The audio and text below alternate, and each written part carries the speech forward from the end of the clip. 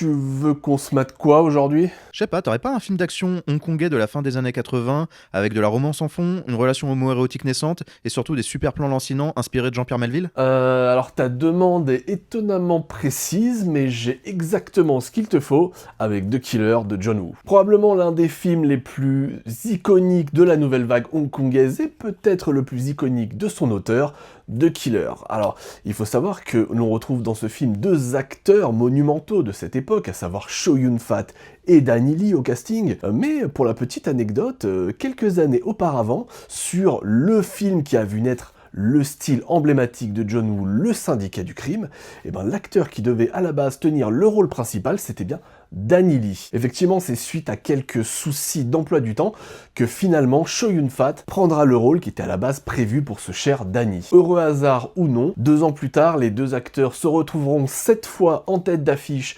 de The Killer, comme quoi la vie est bien faite. Je ne peux que vous conseiller de vous pencher sur la filmographie du grand John Woo, spécifiquement sur The Killer, qui est probablement l'un des plus gros aboutissements de sa carrière. On va retrouver tout son lyrisme, toute sa maestria formelle et toutes les thématiques qui jalonnent son cinéma.